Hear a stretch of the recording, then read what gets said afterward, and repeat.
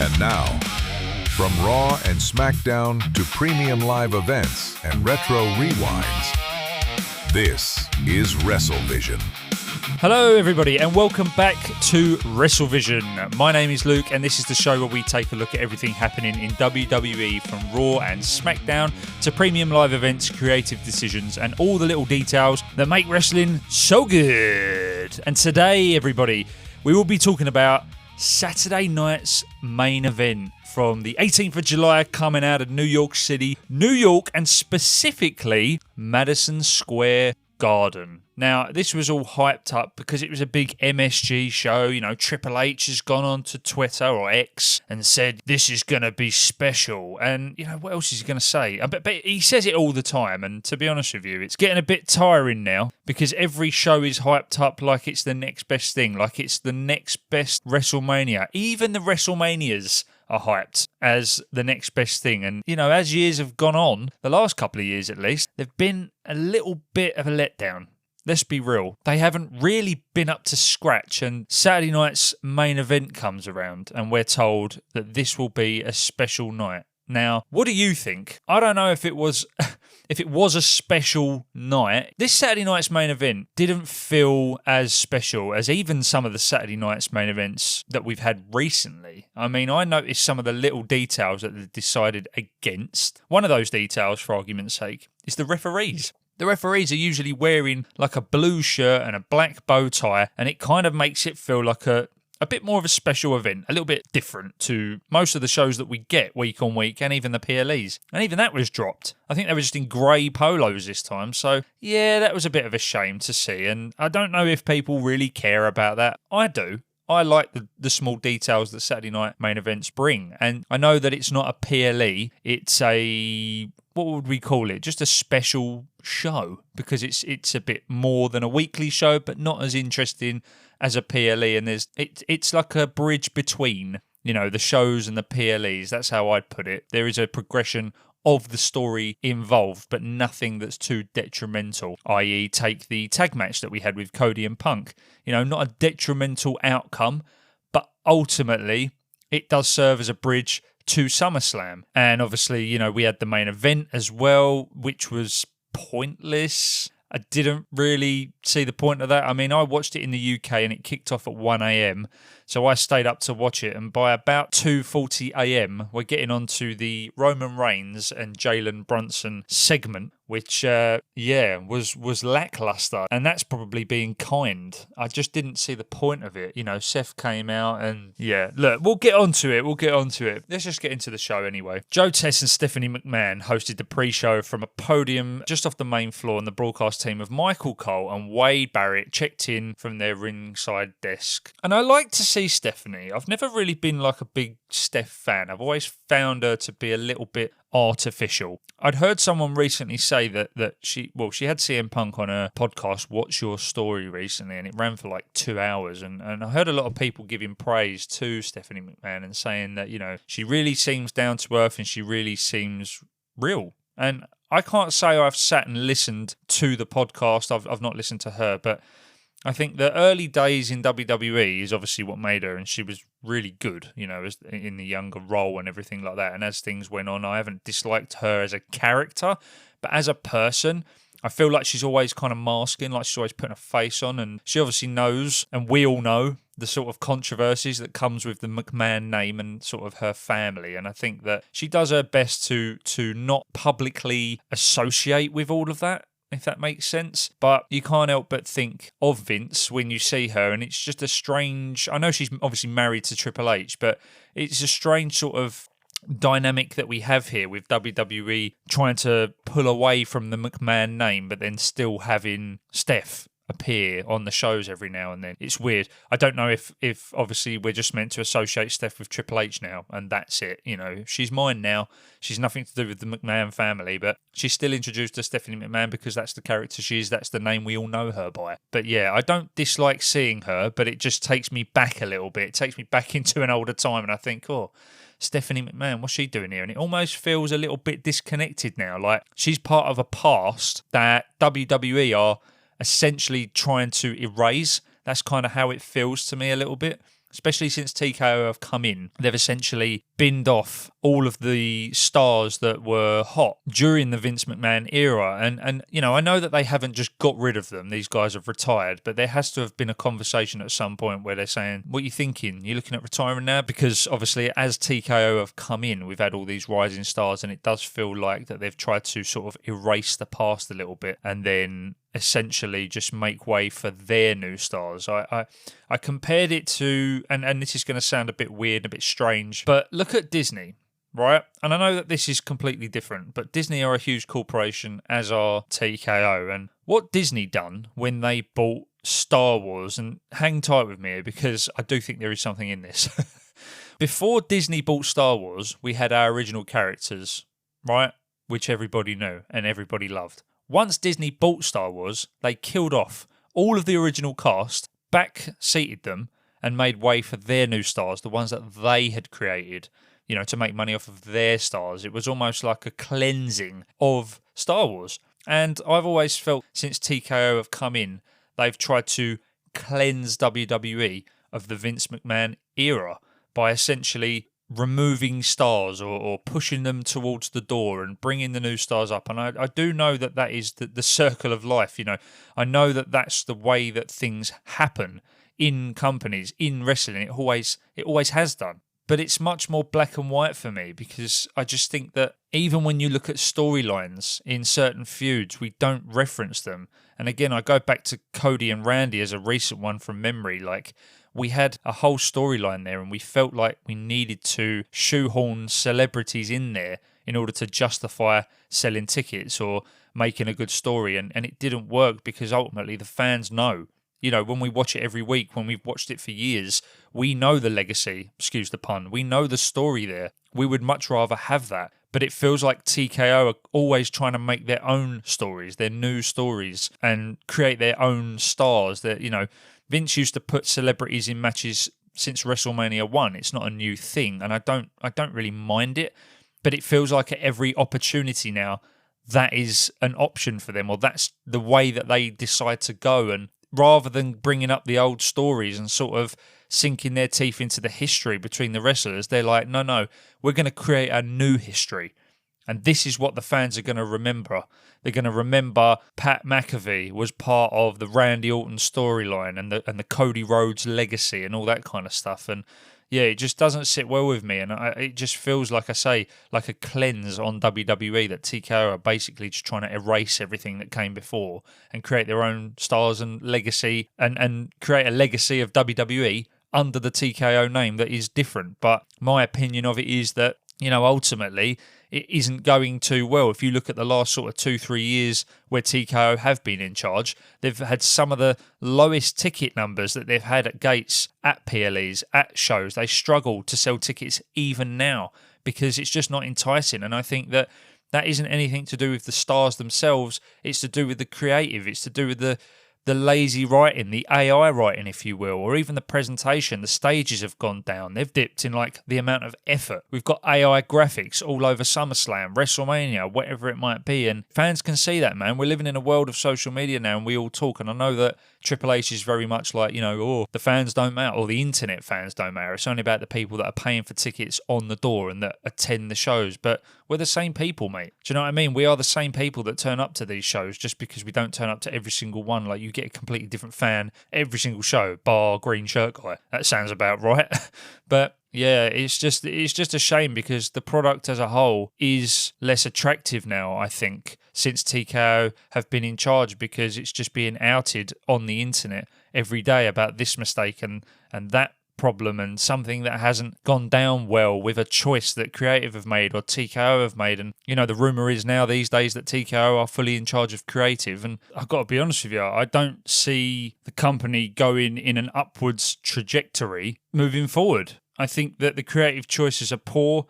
I think that the product as a whole is in a slump at the moment. And don't get me wrong, we still have good moments. And that is what they're all about, apparently, is the moments, and everything's got to go viral these days. Everything's got to be an internet trend. It's not about, you know, being consistent week on week on week. It's just about having that one moment in the show, that one moment in the Saturday night's main event, that one moment in a WrestleMania or a SummerSlam or whatever whatever PLE or show it is, but yeah, man, with AEW sort of being on their rear end and having these shows and sort of being successful and having the stars that they do, I honestly believe that in a couple of years it's going to be Monday Night Wars again, mate. Not obviously on a Monday, but it's going to be getting to a point where AEW are the secondary show, but much closer than what they are now if they keep going the way that they're going. They only have to change a couple of things, I think, presentation-wise. And yeah, they will hit WWE levels and people will start to drop off. You see it online all the time. People that are like,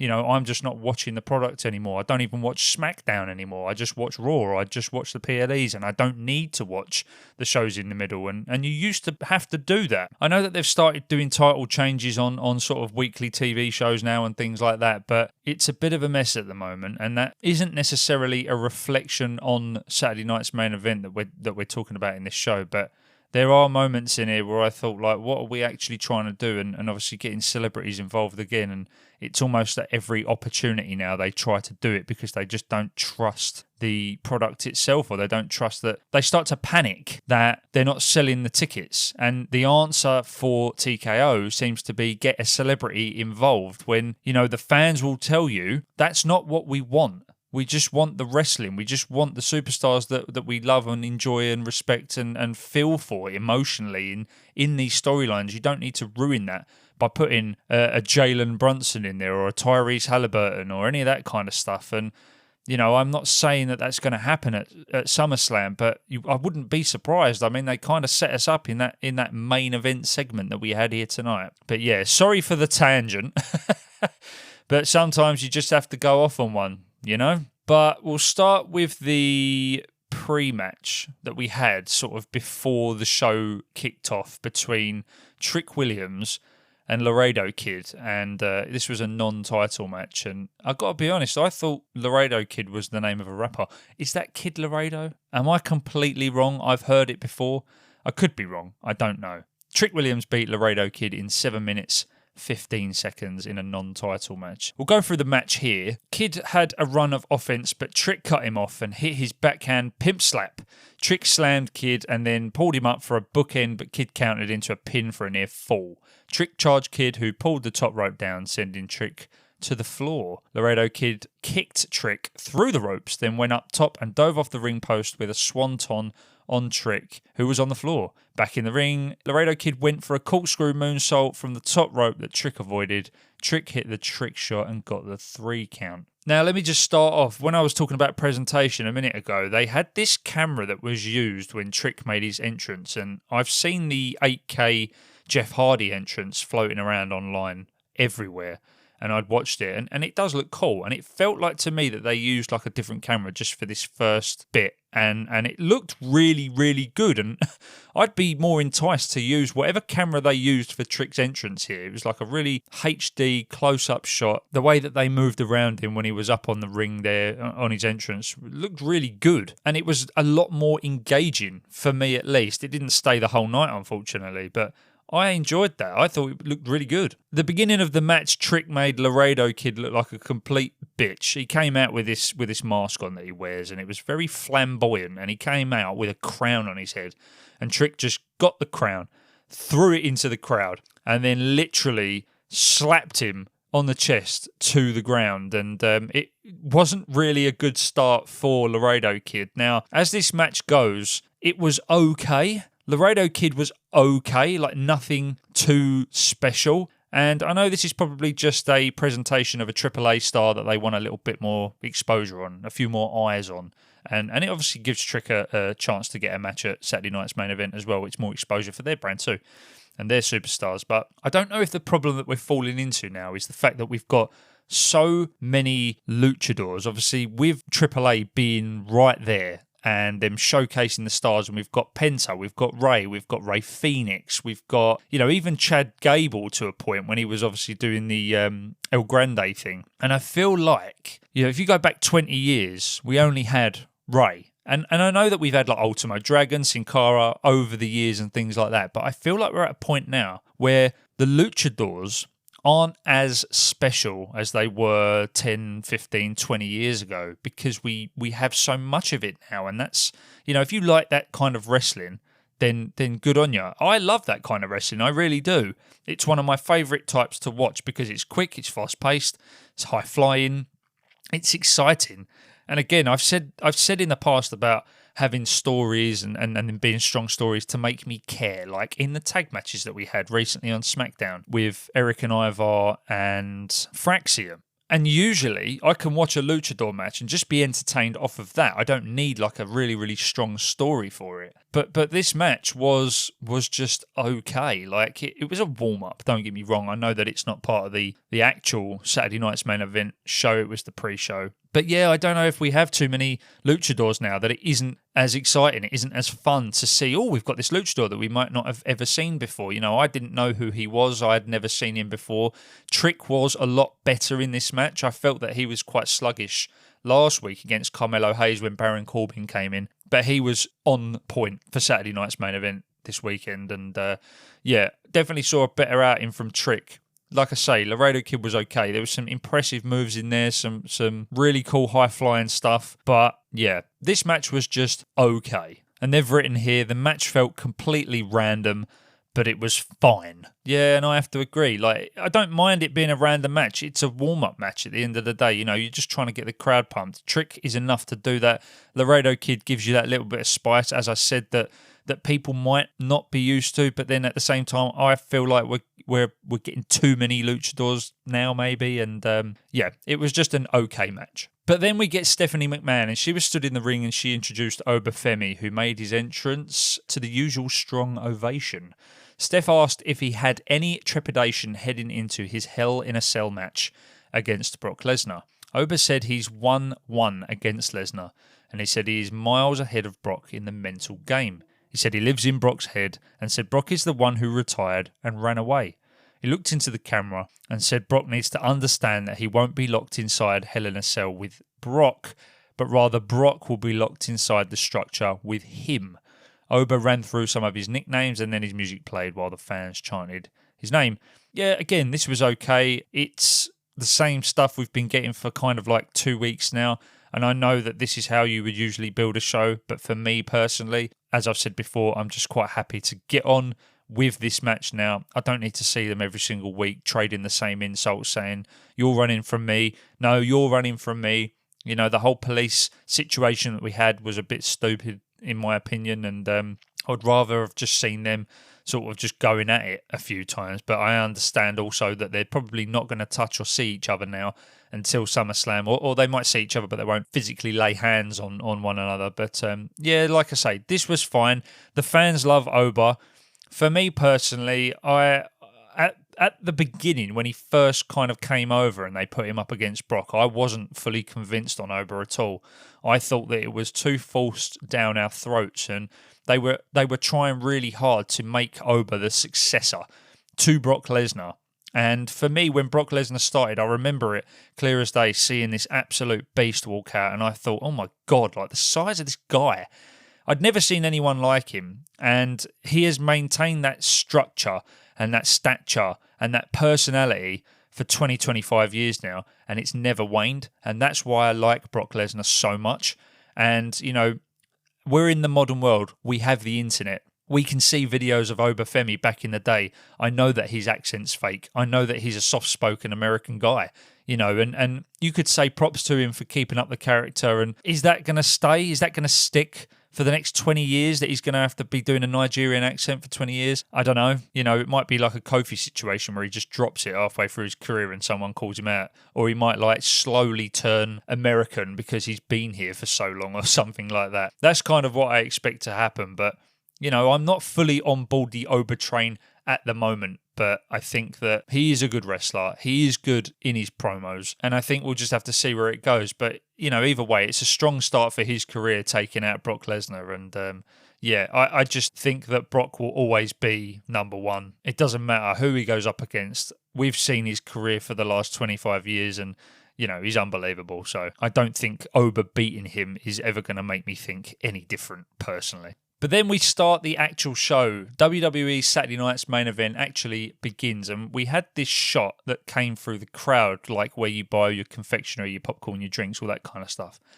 And there was a moment where I think I actually got PTSD because they showed the camera of all these people sort of crowding round and they were coming from that area and going down the stairs. And as I say, I think I got PTSD because I fully expected Jey Uso to turn up.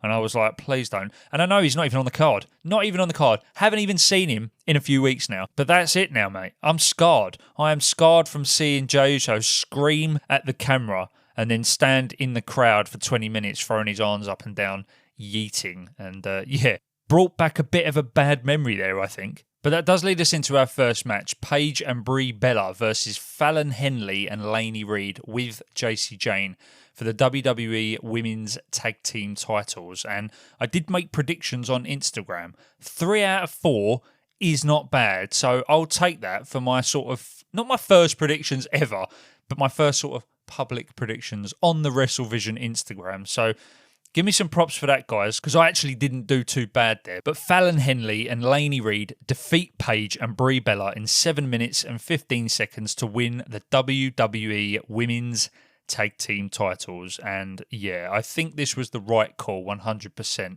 We'll run through the match before I give my thoughts on what I think will happen and go down from this. So Paige fought her way out of isolation to tag Brie, who threw the yes kicks.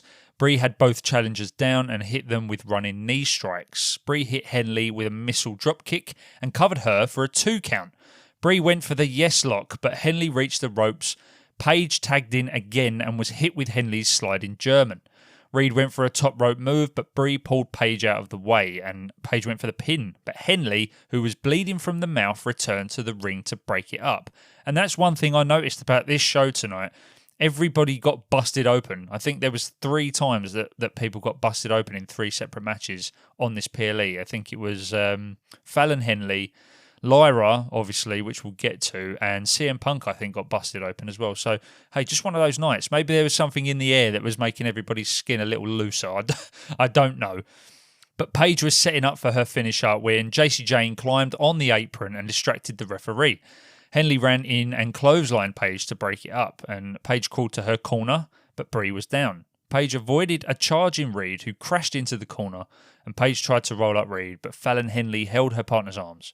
Brie returned to take out Henley, allowing Paige to roll up Reed, but Jayne interfered from the floor and was able to push Paige so that Reed ended up on the floor for the 3 count. And yeah, I think that it was a pretty decent match. It was okay. It was nothing groundbreaking, but, you know, the job is done and we move that story forward now. And firstly, I just have to say as well, I'm always so nervous when Paige is in the ring because of the injury to her neck and the history that she's obviously had in the ring. I always sort of wince and I go, oh, you know, when she gets hit. And there was a few moments in this match where Paige took some really tough hits and some proper hard tumbles where she landed neck first on the mat. You know, Fatal Influence and Cole actually said that they were playing on that. So, you know, good for them to kind of, and good for Paige, I suppose, as well, for allowing that to happen, because I did notice, like, when you look at Paige, I think of AJ Lee as well, and the types of injuries that they've both had. And when AJ Lee came back, I always felt that she was very cautious in the ring. All of the matches that she's recently had when she came back, even the IC run with Becky and all that, I always felt like that they were very cautious of her in ring and they were being very careful about how she landed or the types of moves that she was performing. And I haven't felt that with Paige. Paige has kind of gone out and been a bit more confident with her in-ring stuff. And yeah, it still doesn't make me any less nervous to watch her because I just don't want her to get hurt again. And I do hope that we get a Paige singles run from this, but I still think that she's going to be tied up in this tag for a little bit longer. Brie Bella, on the other hand, I can't say I'm a huge fan of her in-ring, even though she's a twin to Nikki. Nikki is definitely the stronger of the two in the ring. And when I'm watching Brie in particular, it just kind of makes me feel like I'm watching someone's mum.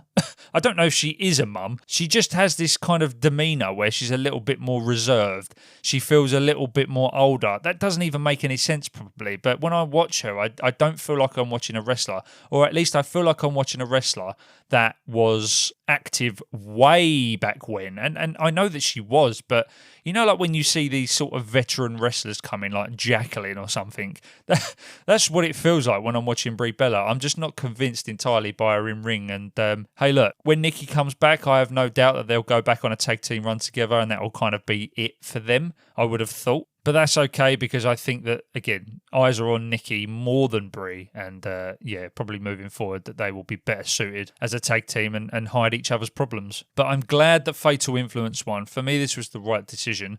Paige taking the pin, kind of, I see Nikki coming back either this week or SummerSlam. But with Paige taking the pin, it gives Nikki a reason to come back and be pissed that she couldn't, meet the level that maybe Nikki would have done. I can see that kind of being his storyline. It doesn't necessarily make Paige look weak. I think it just makes Fatal Influence look like they're a good team. Like, they worked very well together, and that's strong. And yeah, I think going forward, that is their biggest strength, that they all stick together and sort of have each other's back. And it's funny because we have that in the tag team division now with kind of, and the factions that we have. But Fatal Influence, there's just something different about them. They're like a bunch of mean girls.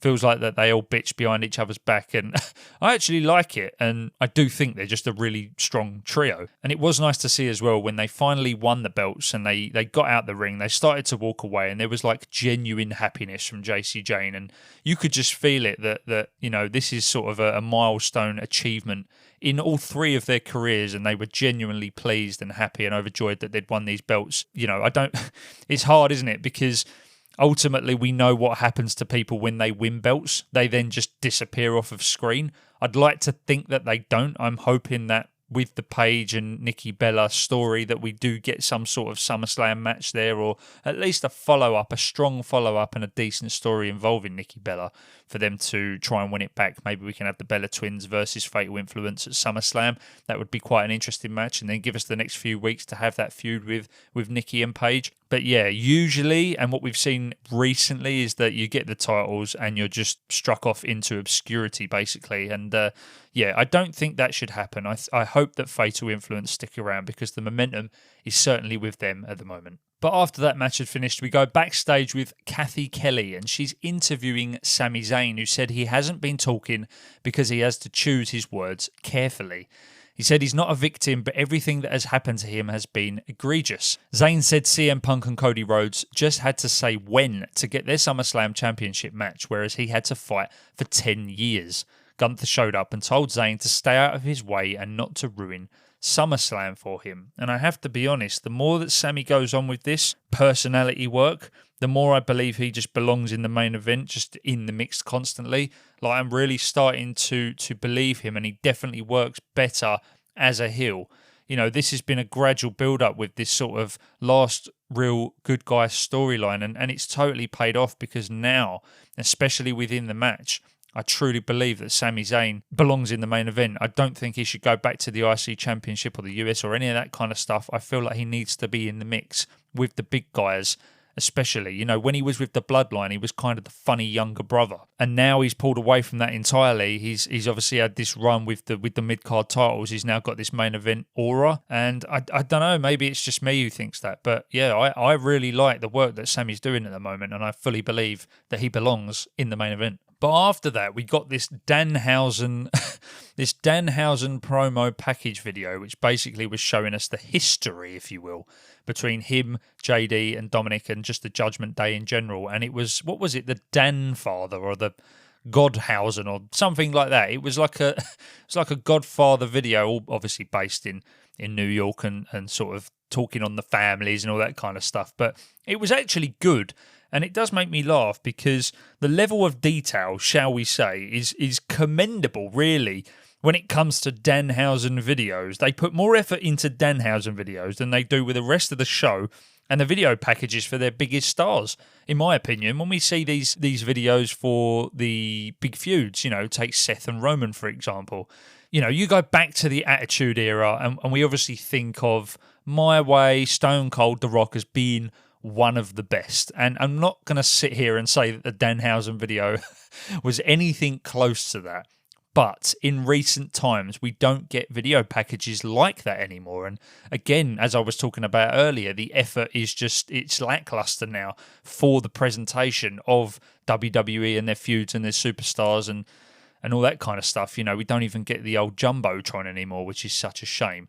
But when it comes to Danhausen videos, we seem to have quite a high level of effort and detail and presentation and funny moments go into these videos, and they do make them enjoyable, and it just pushes Danhausen to the next level, in my opinion. And, you know, I'm here for it. So we moved backstage, and Liv Morgan was talking with Dom and JD when Kathy Kelly showed up and asked them about Danhausen. McDonagh cut a brief promo saying there would be no more games, and I did notice in this little promo that JD done, did he fluff his lines? There was a moment where he started to talk, and the camera was really in his face, and he just froze. He just stopped talking, and sort of he looked like he was shaking, and I was like, "Hello, JD, are you good, dude?" And yeah, it was a weird moment, and then he just kind of went, "Yeah, right, all right, let's go. It was bizarre. I suppose the nerves still get to people in these moments. Do you know what I mean? JD's not on camera doing promos all the time or doing little segments like this all the time, so I'm not going to grill him for it, but it was strange. And after that, the Judgment Day trio made their entrance while a small Danhausen blimp, or a Blimphausen, was flying over the ring, and Morgan accompanied her guys to the ring, but then headed backstage before Danhausen's entrance. And also on JD, as they walked out, someone threw a t-shirt at JD's head.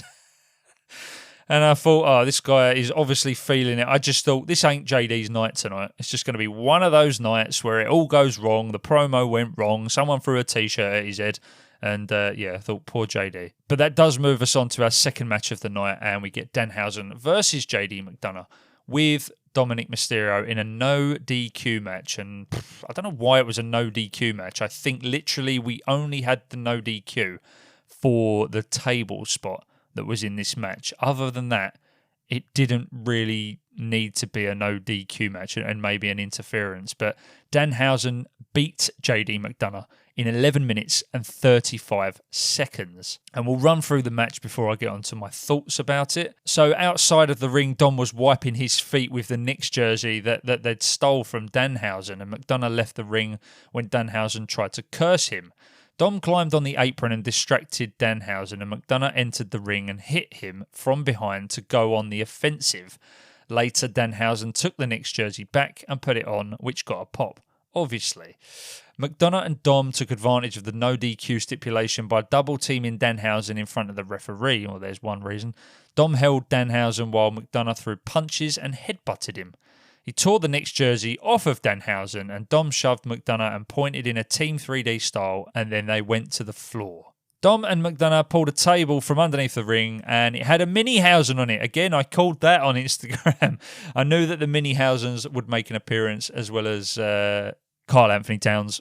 Two more Mini-Hausens showed up and briefly got the better of the heels, but they came back and roughed them up. Danhausen was on the stage and he grabbed the stuffed cat inside a cage that he had on SmackDown. He placed the cage inside his cloning machine, and in the ring, Dom and McDonagh set up a table.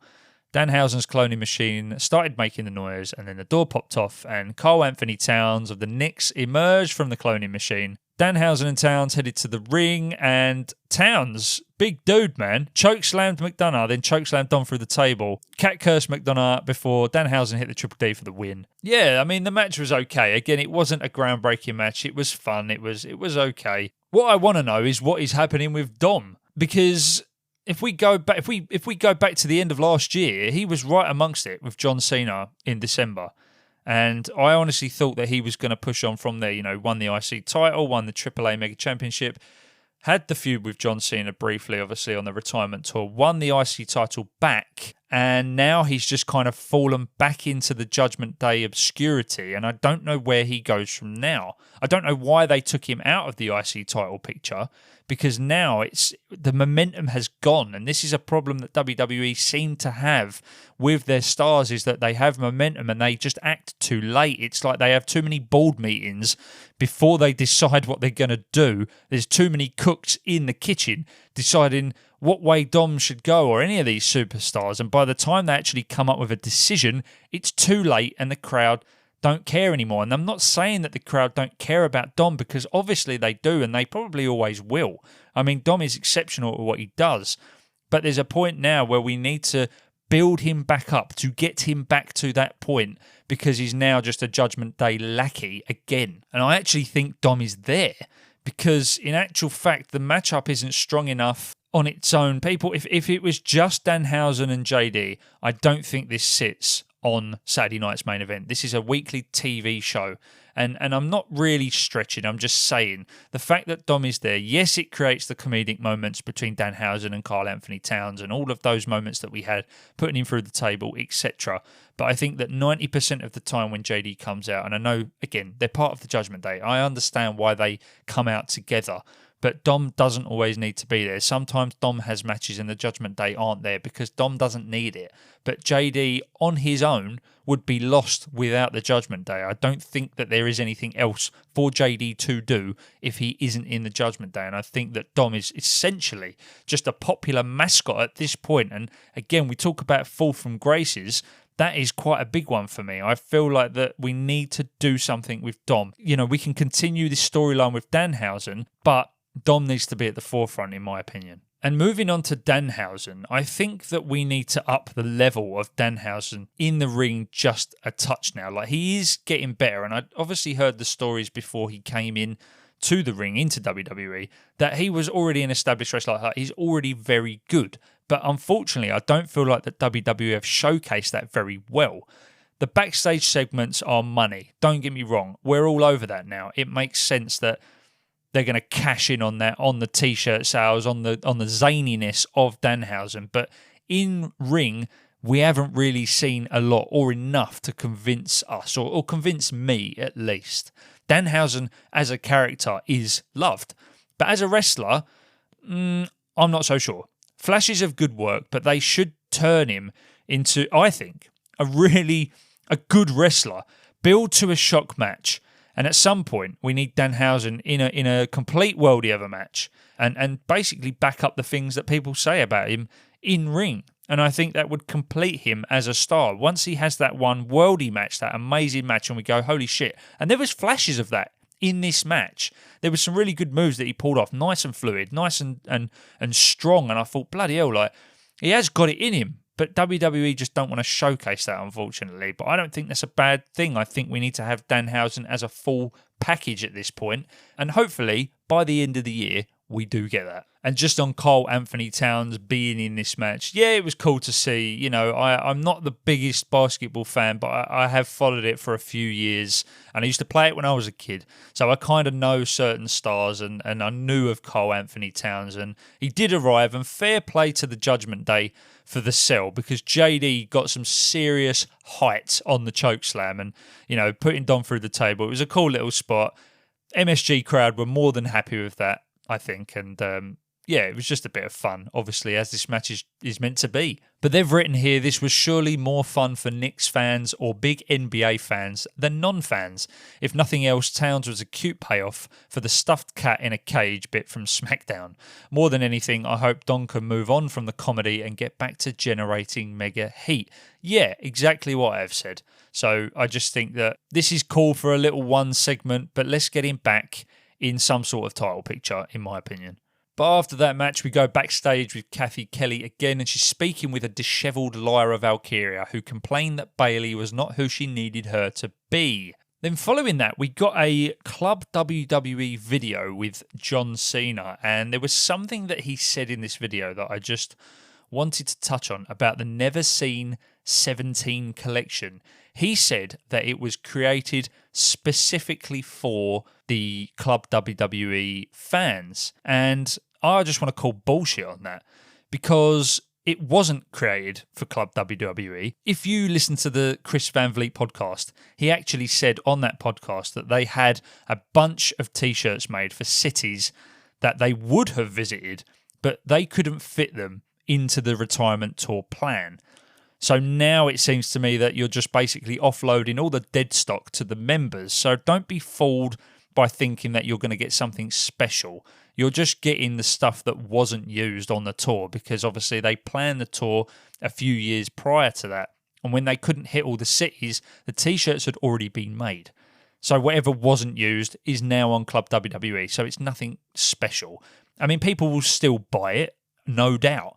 But for me, I don't think it will be the same as when he actually visited your city and you have the T-shirt saying, oh yeah, you know, John Cena's there. And it kind of takes away from that as well, because now you're going to have a load of people wearing, you know, whatever city he didn't visit with those T-shirts. And yeah, it just kind of dilutes the tour a little bit for me. And secondly, I cannot stand corporate bullshit John Cena. Like, I liked the wrestler towards the end of his career. I wasn't a big fan because I felt like he was almost like a child's TV show character. It's like he shed his skin and became a worse version of John Cena, like on camera.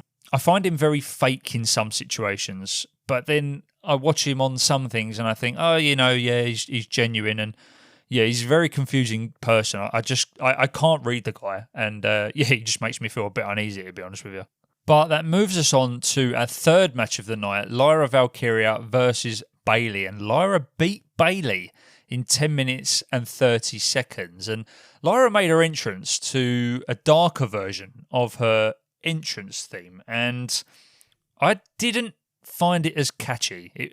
Obviously, the first one that she had was everyone went, woo, woo. You know, I liked it, and I just didn't find this one. It had been Death Rebelled, basically. It's a bit like when they changed Finn Balor's theme to the dark version. And yeah, I assume this version is sticking around, and so is this version of Lyra. The dark jacket was cool that she came out in. She was a bit like a fallen angel, a little bit, but it doesn't feel like a character change to me. It kind of just feels like a mood, like something that isn't going to stick around for too long, but they've just fully lent into this version of Lyra, which is fine. But I'm unsure if this will actually bury her even more. I mean, I thought that before the match. Obviously, we'll get into the match in a second, but I did think, like, with the theme changing and sort of, I don't know if people were taking her too seriously. The match was actually really good. I really enjoyed this. This was probably the match of the night, if I'm honest with you, which surprised me because I just was not into this storyline, but I'm into it now, it's fair to say. So fair play to Lyra and Bayley because they put a bloody good match on. But I think with the Lyra change, I think if it lasts for this feud with Bayley and it kind of will end at SummerSlam, maybe. What I'm thinking is that this feud lasts until SummerSlam and it will end at SummerSlam and Bayley will walk away from WWE. The rumours have been swirling that she's time's up and she's done everything here anyway, but that she'll walk at some point. I'm thinking SummerSlam, and it will basically set up a win in her final match because Lyra's got the better of her here, and then Bayley can win, turn Lyra back to face, to good girl Lyra, and Bayley can walk away with her head held high. But we'll get into this match, and Bayley had Lyra lying on the apron when she threw a punch that caused her to bleed heavily from the nose. Valkyria pulled Bayley onto the top rope from the apron to take offensive control. Late in the match, Bayley caught Valkyria in a crossface, and the broadcast team noted that Bayley's hands were over Valkyria's injured nose. Yeah, that looked like it fucking hurt. Yet she refused to tap out. Valkyria rallied and went for her finisher, but Bayley slipped away. Moments later, Bayley went for her finisher, but Lyra countered with a new submission hold that choked out Bayley, which I loved. I loved that submission hold. Like, it was so brutal looking. It literally looked like that you're going to break somebody's neck with it. And it looked so uncomfortable to be in. Like, Bayley with a cell, man, looked so good. Absolutely sold the move for Lyra. So props to Bayley for that. But yeah, Lyra busting her nose open early, man. Bayley cracked her in the nose. And you could see that the in-ring plan changed for the first half of this match. And fair play, because it was a brutal match and both weren't taking it easy on the other. The leg drop that Lyra made from the top rope onto the back of Bayley's neck was brutal, mate. And I know I keep saying brutal because that's how this match was to me. It was a brutal fucking match and they did not hold back. And that's what sold the story for me. Obviously, I've been following it for weeks, but I haven't really been into it. I didn't really care until we got the level of match that we got tonight, and it surprised me, and I just did not expect it. And both of these guys are good. Bayley and Lyra, brilliant in ring. Really like Lyra in particular. But this match was really fucking good. Heel Lyra, and they saved it. They saved the match from the first half issues that they had. It was the best match of the night so far, probably the best match of the night, now I'm thinking about it. And now, as I say, I am interested. And I'm interested to see where this goes. I really am. And yeah, I think it will culminate at SummerSlam. But after the match, Lyra kicked Bayley under the bottom rope to the floor. Lyra followed and shoved Bayley into the ring post and then reapplied her new submission hold on the floor. Lyra released the hold and then removed the top half of the ring steps. Lyra picked up Bayley and performed a Nightwing onto the bottom half of the ring steps. And again, it just was relentless. She did not stop. I loved it. They've written here, I get a kick out of Lyra's transformation into an unhinged heel. I can't help but wonder why WWE didn't do more with Nikki Cross, if that's what they were looking for, but I digress. Yeah, I've heard a lot of people comparing Lyra's new look to Nikki Cross, but she was tied up with the Wyatt Six, and I suppose they didn't want to bridge her out too far. She was more of a supporting role, and Lyra's always kind of been solo. So, hey, look, it is what it is. This is where we're at. It's a radical change for Valkyria from her girl-next-door babyface persona. I'm sure the bloody nose was no fun for her, but it definitely added to her crazed character. Yeah, and absolutely fair play to Lyra, man, for carrying on. And I feel like that you hear these stories in Unreal in particular, where they say, you've just got to push through the pain. We've heard stories with Finn Balor, with dislocating his shoulder, with JD McDonagh popping his lung with his rib. Valkyria, I know that this isn't as bad. It's probably just a broken nose. And I say just a broken nose. I've never had one, but I'm sure it hurts, especially when you're getting cross-faced and launched, face first into the ring apron and all that kind of stuff. But yeah, fair play to Lyra, man, because she fucking gave it her all and it showed and she absolutely smashed it. And I think that, yeah, they picked up match of the night for me. And they've also said here, first Henley and now Valkyria. This has to be the most blood there's been at an MSG show in years. And yeah, I definitely noticed that. So much for a family show when everyone's getting absolutely busted open. I mean, I'm here for it. I don't care. The more blood, the better, in my opinion. And then we got a video package after this match, and it was for a WrestleMania 43 watch party. But there was a difference. So you could go to, I can't remember the arena now, you could go to this arena, watch WrestleMania 43, but also on the same night, get NXT Stand and Deliver and AAA Eternal Glory live.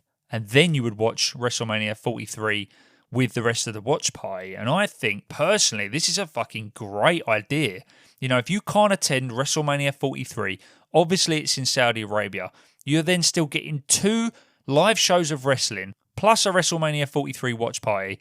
I think this is a great idea. I would definitely go to something like this if it was available in the UK. Obviously not everyone's got the funds or the abilities to go over to Saudi. Some people might not even want to go over there, and I understand why. But yeah, I thought this was a brilliant idea and fair play to WWE to getting this done. I think it's just a great opportunity for the fans. But after that package, we go backstage to Kathy Kelly interviewing CM Punk and Cody Rhodes. Cody said he was surprised she didn't ask the age-old question of whether he and Punk could coexist. Cody said, of course they would. He added that he didn't want Punk to have any excuses when he beats him at SummerSlam. Punk smiled and delivered a similar line about not wanting Cody to have any excuses. Cody asked who goes out first, and Punk recalled telling Cody he would go out with him. Cody's entrance music played, and Punk smiled and said the champ goes out second. Cody made his entrance, and once in the ring, Cody got down on all fours and kissed the mat. CM Punk's entrance followed, and Gunther was out next, and then Sami Zayn followed. And they've written here, wait, so Roman Reigns and Jalen Brunson's segment will close the show? That's surprising. I thought that was always going to be the case anyway. However, I did expect a hell of a lot more from that segment. And we'll cover that, obviously, towards the end of the show. But yeah, it was a fucking shit. It was crap. It was just crap. Excuse my language. but it was pants. And yeah, not even worth waiting up until 3 o'clock in the morning for it. It's something that could have just been on YouTube. I mean, it was on YouTube for me anyway, but it could have just been a little YouTube video. It didn't need to be broadcast as this big segment that they'd been making it out to be for the last couple of weeks. But following those entrances, we do get our final match of the night, and it is CM Punk and Cody Rhodes versus Gunther and Sami Zayn. And Punk and Cody defeated Gunther and Sami Zayn in roughly 15 minutes, and I did get this prediction wrong. I honestly thought that Sami and Gunther would win, setting up the 4-way at SummerSlam. And it's funny, actually, because before the show had started in the pre-show, Stephanie and Tess done this little, like, what would we rather see? Would we rather see a singles match between Punk and Cody? And everyone went, way. And then she went, would we rather see a fatal 4-way? And everyone went, way, like that. And she went, well, you know, I don't really know. I can't really tell. Everyone's just into it. And I was like, no, it was people want the 4-way. People want the 4-way. At least the people in that arena wanted the 4-way. But unfortunately, that isn't what we're going to get. However, I do still think that there's room for a triple threat. And we will get onto that in a moment. But just touching on Punk and Cody, before we do that, they are very much friends of convenience. But I don't think each other are the problems, if that makes sense. Like, there isn't really a feud between them two, which makes it less interesting for me. Building feuds with Punk and Sami is kind of where it's at, and then you've got Cody and Gunther. That makes sense to me. It had 4-way written all over it, in my opinion, and it would have been a good match at SummerSlam, and there was plenty of story to get out of it. But look, I suppose we'll have to wait and see for the next few weeks to see what happens, but we'll get into this match. And as soon as Zayn made it to the ring, he went onto the top ropes and Punk went straight after Zayn and they traded punches. Cody then hit a Cody cutter on Gunther for a 2 count at around the 5-minute mark. Zayn tagged in and put Cody down with a blue thunder bomb, which I love every single time it hits, for a near fall. Zayn went for a haluva kick that Cody avoided before diving toward his corner and tagging out. Punk hit Zayn with a high knee in the corner and then bulldogged him. Punk went up top and looked to the fans before hitting an elbow drop that led to a 2 count. Punk, who had a small cut on his nose, the third of the night, applied the Anaconda Vice, and Gunther tried to break it up, but Cody took him down and put him in a figure 4. And we had this kind of nice moment where we had Cody giving the figure 4 to Gunther. The Anaconda Vice was on Sami, and it was a real good team moment where either one of them could have tapped, but they didn't. Gunther reached over and gouged Punk's eyes to break the Anaconda Vice, and Zayn hit Cody to break the figure 4. Zayn hit Punk with an exploder suplex, and he went to the corner and was booed before he hit Punk with the haluva kick. Cody grabbed Zayn and put him down with the crossroads, and Gunther clotheslined Cody. Gunther went for a short arm clothesline on Punk, who ducked and then dropped Gunther with a GTS, leaving all 4 wrestlers down, while a "This is awesome" chant broke out. And yeah, I thought this was a really fast-paced match. I really enjoyed it up until this point. I enjoyed the whole match, to be fair, but it really had me locked in for the whole time. And just seeing these 4 guys go at it again, I'm so convinced now that Sami deserves to be in that main event picture, because to me, he fit right in this match. He did not feel out of place. You know, we've got vets in there like Cody and Punk, and Sami is a vet in his own right, and Gunther's getting there. But yeah, Sami fit right in with this, right in the mix, and I just don't feel like it's over yet. But moments later, Gunther caught Punk in a sleeper. Gunther shoved Punk into Cody to knock Cody off the apron and reapplied the sleeper. Cody returned to the apron and Punk was able to reach him to tag out. Cody put Gunther down with the crossroads and went for the pin, but Zayn tackled Punk and drove him into Cody to break up the pin, and the referee was also knocked down. And this is where the shenanigans, I thought, might come in. Obviously, we spoke about Nick Aldis potentially coming in to ruin something, although I did say for my prediction of it being a 4-way that it would kind of skew that result. And I was a little bit torn on my predictions on whether we'd get the Gunther-Nick match at SummerSlam. I knew that we would get it at some point. I just didn't know if it was going to interfere with this storyline as well. Obviously it did, but I was so convinced that we would get the 4-way at SummerSlam. I had to stick by my laurels. After that, Zayn threw punches at Punk and then Cody. "You were supposed to be my friend," Zayn yelled at Cody. Punk eventually recovered and hit Zayn with a GTS, which sent Zayn to the floor. Punk and Cody took turns punching and chopping Gunther. And Punk held Gunther while Cody went for a springboard move, but Gunther broke free, causing Cody to collide with Punk. So the chemistry in this match was really, really good. And again, this is why I feel that all 4 men deserve to be in this match, or at least made this match work as a whole. There wasn't an odd one out. There wasn't anyone who was messing it up. It was fluid to the nth degree. Gunther went to ringside and grabbed the WWE Championship belt and he hit Cody over the head with it. And why does Cody always get smashed in the face with a belt? It's like he doesn't see it coming. I mean, obviously, that's the idea, but this is like the 5th time now, I think, in less than a year that he's been smashed in the face with a belt. But once he got hit in the face with that belt, Gunther powerbombed Cody and covered him. A second referee ran out and started to count the pin, but Nick Aldis showed up and pulled the second referee out of the ring, and the crowd went mental. Aldis picked up the title belt and hit Gunther with it. Punk hit Gunther with a GTS, then placed Cody on top of him. Aldis revived the first referee, who made the 3 count, and the ending to this match was brilliant. Aldis coming out, being a little bit heelish. I know he's not, but just the move, he had the look on his face, and it was in the eyes, and he was in the moment, and I thought, mate, Nick Aldis, the wrestler, has fucking arrived, and I think Gunther does not know what he's getting himself into. And I don't think we know, really. I've not ever watched a Nick Aldis match. Obviously, I know that he was the NWA champion for like over 1,000 days, but I am excited to see Nick Aldis in the ring. I mean, he's a big bastard. Like, you can see under his suit that he's a fucking absolute unit. So, I can't wait to see this Gunther Nick Aldis match, because the styles are going to be so different, and it's going to be really, really interesting. On commentary, Wade Barrett took issue with Aldis interfering despite his status as the SmackDown general manager. Cody picked up the title belt and handed it to Punk before raising the champion's hand. Punk smiled and then put the belt over his shoulder, and part of the belt, as he flicked it over his shoulder, hit Cody in the eye.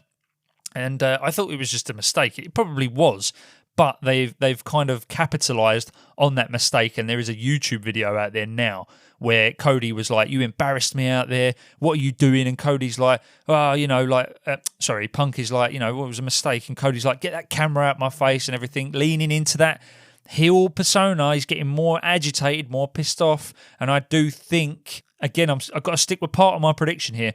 I do think Cody will turn heel at SummerSlam. And also, with the 4-way now not being a thing, I do think that WWE have a recent history of putting on great triple threat matches at their big PLEs. So I'm thinking maybe Sami can shoehorn his way in.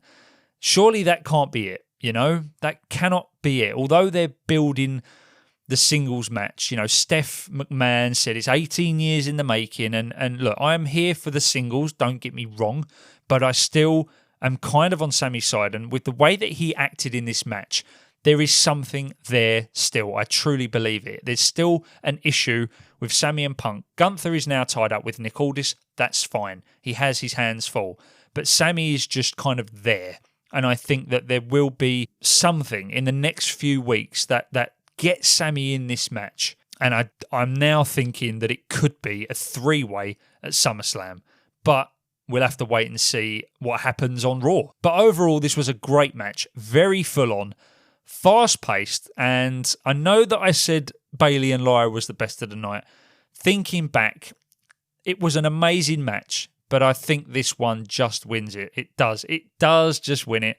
Especially with all this coming back and sort of that ending there was kind of the cherry on the cake. So yeah, match of the night for me, and a few ways that this story could go moving forward. They've written here, easily the best thing on this show. That's not saying much, but it was an entertaining match with the expected outcome.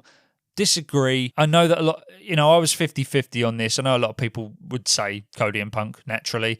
I did think we were going towards the 4-way, just from the little Easter eggs they would drop in about, the singles this and the singles that, and everyone's looking forward to it. And then obviously the crowd at the beginning saying, "Oh, we want the 4-way." So, yeah, I wouldn't say it was the expected outcome, but they've written, obviously, Aldis costing Gunther the match sets up their expected SummerSlam match, but it should also add to Zayn's frustration. Yeah, we know it's Punk versus Cody, and we assume it's Gunther versus Aldis. So now the question is, where does Zayn fit in at SummerSlam? Triple threat, I'm sticking to that. And I don't think that's a bad choice at all. As I said, there's a history of triple threats going down like an absolute storm. Like, some of the best matches have been triple threats. You look at Roman Reigns, CM Punk and Seth Rollins from WrestleMania last year. Was it WrestleMania last year, I think? And then you look at Rhea, Bianca and Io. Amazing matches. I definitely think that we could smash another triple threat out here at SummerSlam. But yeah, it's all very exciting because now the build begins. But after all of that, we did get this, I don't even want to call it a main event because it doesn't feel like a main event because nothing happened.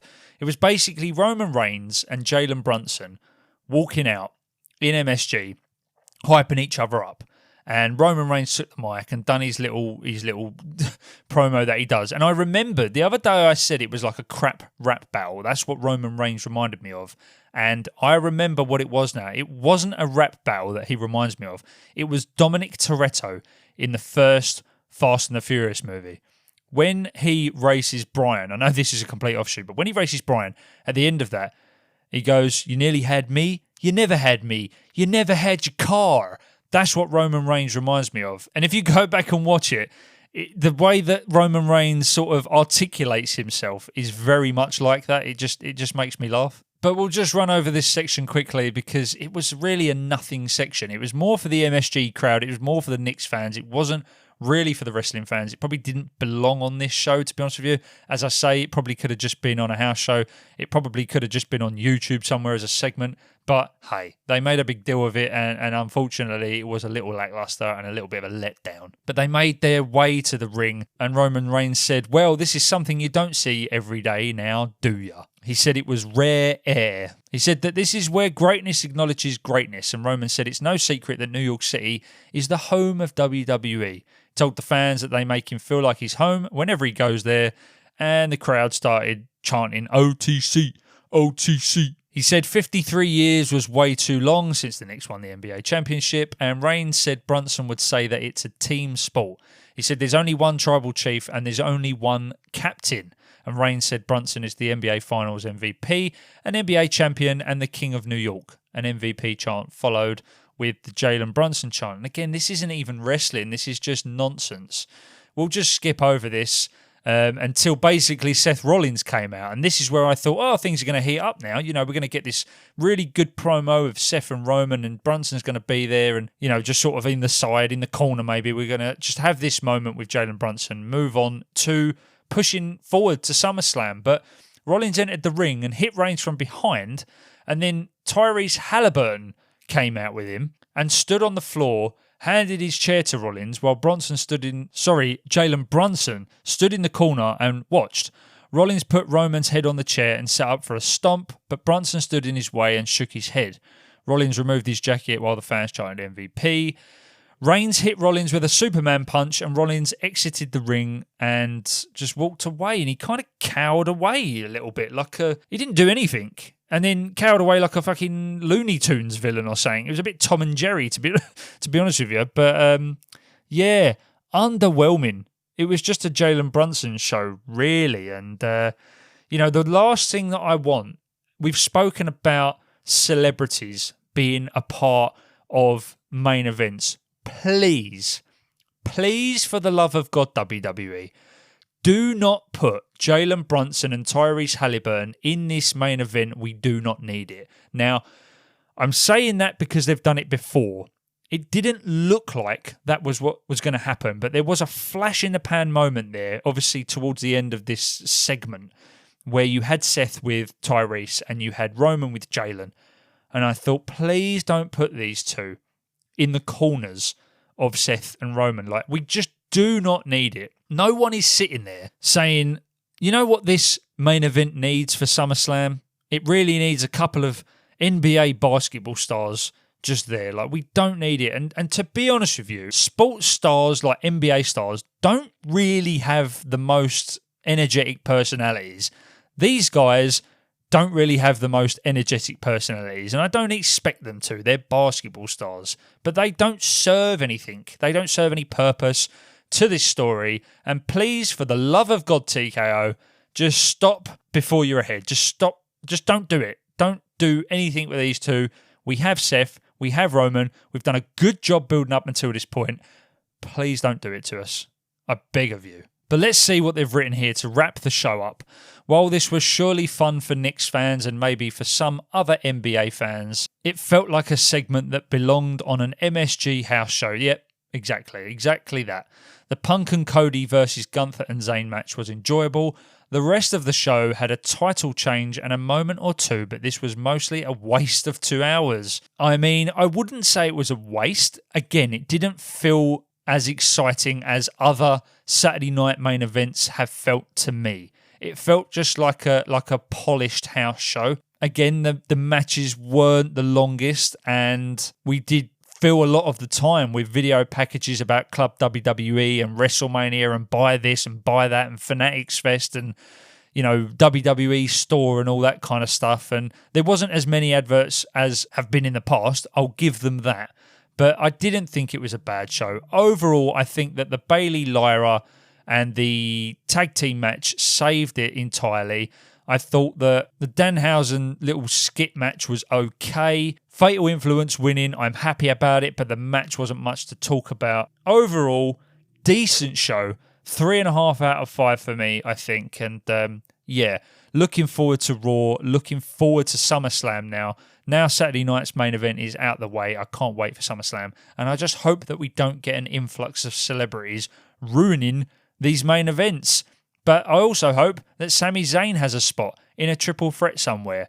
I'm interested to see the Nick Aldis Gunther match, and it'll be interesting to see if Bayley does walk away from WWE after this potential rematch with Lyra. But that's going to do us for today, guys. What did you think of Saturday night's main event? Was it a show worth watching, or did you just waste 3 hours on crap that you probably could have seen a highlight reel of? Be honest, because sometimes these shows are a little bit hit and miss, and again, I didn't hate it, but there was definitely room for improvement.